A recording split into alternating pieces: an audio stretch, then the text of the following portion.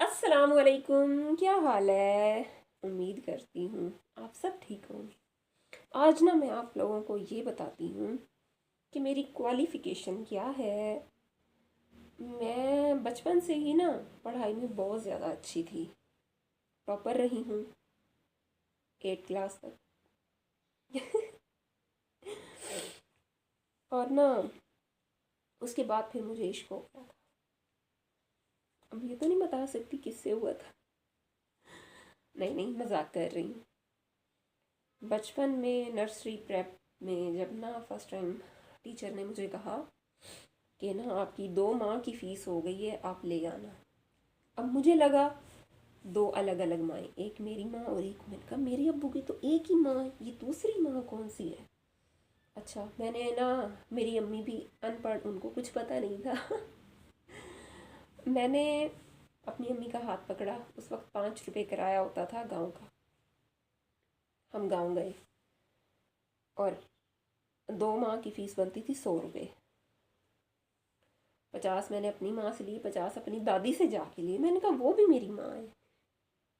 वापस आए हम, मैंने स्कूल में जमा करवा दी। अच्छा, फिर ना मुझे अगले महीने पता चला कि जब उन्होंने कहा ना आपकी 1 माह की फ़ीस, मैंने कहा पिछले महीने 2 माह की, इस महीने 1 माह की। मैंने कहा मैं 1 माह तो नहीं ख़त्म कर सकती। फिर टीचर ने मुझे समझाया कि 2 माह का मतलब 2 महीने होता है। मैं इतनी भोली होती थी। और हर हफ्ते ना जब मेरा कद बढ़ने लगा तो मैं अपने कपड़े नापती थी। वो ना हर हफ्ते में इतने मुझे छोटे, मेरा ना 12-13 साल में कद जितनी मैं हूँ ये इतना हो गया था। कद बहुत जल्दी ग्रो हुआ था।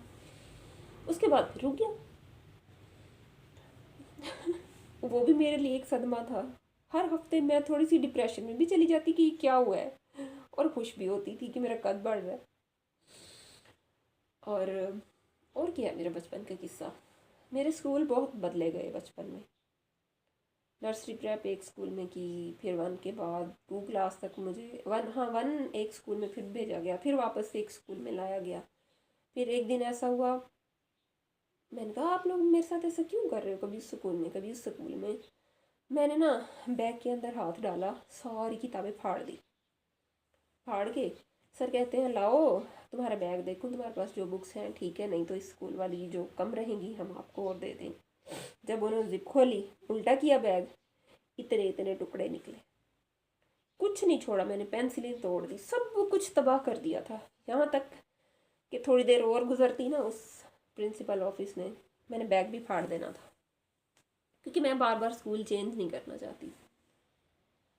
फिर खैर वहाँ पे 1 साल लगा। फिर ना उसके बाद हाई स्कूल में भेज दिया हमें। वहाँ पे मैंने कितने साल पढ़ाई की है, 2, 3 और 4, 3 साल। वहाँ पे 4 क्लास में ये हुआ कि टीचर ने ना मेरा प्रमोशन सेक्शन बी में कर दिया। मैं जाना नहीं चाहती थी, मुझे अपनी टीचर बहुत ज़्यादा पसंद थी, इतने लंबे लंबे बाल, इतनी खूबसूरत। मैं ना 6 महीने उस वक्त ना गट्टू लेके जाया करते थे घर से, और उन पे बैग रख के और पढ़ा करते थे। ये डेस्क वाले सिस्टम नहीं था, तो मैं क्लास के बाहर बैठी रही थी। उन्होंने ना कहा कि अपने घर से किसी को लेके आओ, मैं अपने मामू को ले गई। मैंने कहा इस तरह करके मुझे नहीं जाना दूसरी क्लास में। टीचर ने नहीं समझी इस बात। फिर खैर वहाँ से मेरे चाचू को पता चला, उन्होंने अपना स्कूल बना लिया था। फिर वहाँ से उठा के मुझे गांव ले गए। वहाँ पे हम लोग फिर 4-5 साल रहे हैं। 4 मैंने वहीं पे कंप्लीट की, 5 क्लास कंप्लीट की। 5 में मैं बहुत ज़्यादा अच्छे नंबर थे। और ना तब शायद आप लोगों को याद होगा, बारिश की वजह से ना पेपर कैंसिल हो गया था लास्ट वाला, और सबको पास कर दिया। और ना मैं इतना रोई थी उस वक्त। मैंने कहा मैं इतने अच्छे मेरे नंबर आते हैं, हमेशा मैं टॉप करती हूँ, तो मैंने कहा मेरा तो रिज़ल्ट सबको पास कर दी, ये क्या बात हुई। फिर उसके बाद 6, 7 और 8 मैंने चाचू के पास की। वहाँ पे ना फिर मेरी सिस्टर का एक्सीडेंट हो गया था।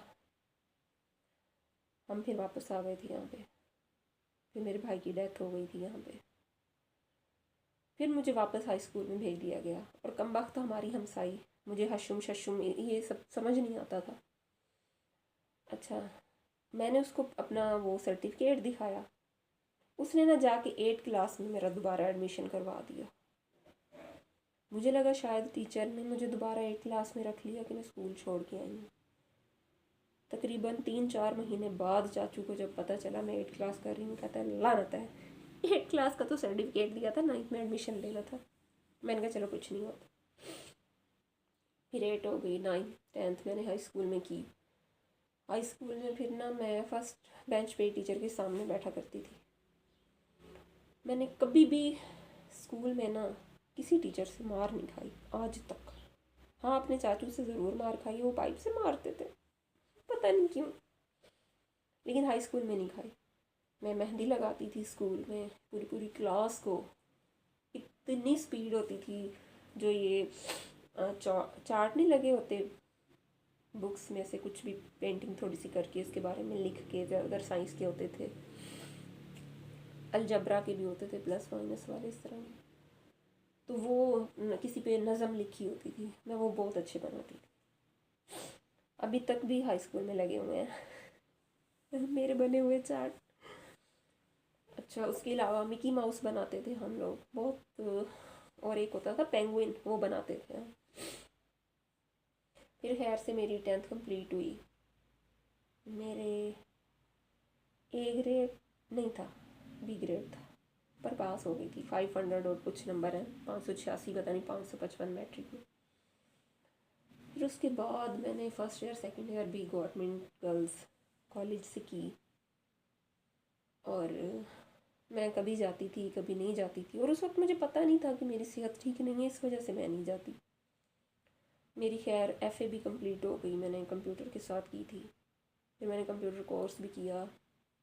ये है कि 10th तक जो फ्रेंड्स थी ना, वो हमारे कुछ मोहल्ले से थी या बाहर से, मतलब जो भी, वो 10th क्लास में जितने भी लड़कियां हैं ना, आज तक वो मुझे कहीं भी देख लेना, भाग के आके मुझे गले मिलती हैं, दूर से मुझे पहचान लेती हैं। उसके अलावा टीचर्स, अभी भी मैं हाई स्कूल में जाती हूँ तो वो कहती हैं तुम वही हो ना। और ना मेरे पास एक रजिस्टर होता था, उसमें इंडिया के गाने, नेम, कि ये तो कोई भी फंक्शन होता था ना, कहते थे जाओ उसको बुला के लाओ, उसके पास रजिस्टर रेडी है, किस हवाले से कौन सा सॉन्ग प्ले करना है। हाय, उसके अलावा फिर जो फर्स्ट ईयर में मेरी एकेडमी में फ्रेंड्स बनी थी दो, वो भी आज तक हैं। उसमें से एक है सच्ची, हाँ, एक मुझे छोड़ गई है, वो मेरी किसी गलती की वजह से, और मुझे बहुत पछतावा है ज़िंदगी में। अगर कभी मैं कामयाब हुई ना, अभी तो नहीं, मैंने जाके ना उसके पैर भी पकड़ने पड़े ना, उससे मैं माफ़ी मांगूंगी। और इस तरह मेरी एफ़ए कंप्लीट हो गई। फिर मैंने third year fourth year BA किया, तब इंग्लिश की सप्ली आ गई, और उस वक्त मुझे फिर पता ये भी चला था मुझे हाइपर थायराइड है। फिर मेरे पास एक ही ऑप्शन था कि मैं सिलाई करके या तो पढ़ लूँ या खुद को बचा लूँ। फिर मैंने यही समझा कि खुद को बचाना ज़रूरी है, क्योंकि अगर सिर्फ पढ़ूँगी तो मर जाऊँगी फिर पढ़ाई किस काम की। फिर 2014 से लेके 18 तक मैंने अपनी सेहत पे फोकस किया, अपने आप को काफ़ी हद तक स्टेबल किया। फिर 2018 में मैंने दोबारा कोशिश की बीए करने की। मैंने उस दौरान वीटीआई में एडमिशन लिया, कंप्यूटर कोर्स किया 8 महीने का। उन्होंने ना हमें सबज बाग दिखाए कि ये करते ही आपको जॉब मिल जाएगी और ये हो जाएगा वो हो जाएगा, लेकिन बात पता है कि मुझे कोई गाइड करने वाला नहीं था। हो सकता है एक एक लड़की को मिली भी है और अब तक वो गवर्नमेंट हॉस्पिटल में कर रही है जॉब, तकरीबन 50,000 उसकी सैलरी है। अगर हमारे साथ भी कोई मज़ीद हमें समझाने वाला होता तो आज मैं भी कहीं जॉब कर रही होती। बीए में फिर मेरी, उन्होंने इस्लामियात की सप्ली लगा दी। फिर मैंने कहा अब मेरे अंदर हिम्मत नहीं है। फिर वैसे बीए ख़त्म हो चुका था तब तक, बिल्कुल कि अब पेपर दे ही नहीं सकते बीए के, अगर करना भी है तो बीएस करना होगा आप लोगों को। फिर मेरे हालात नहीं थे कि मैं 70-80 हज़ार का एक एक सेमेस्टर करूं, बीएस करूं।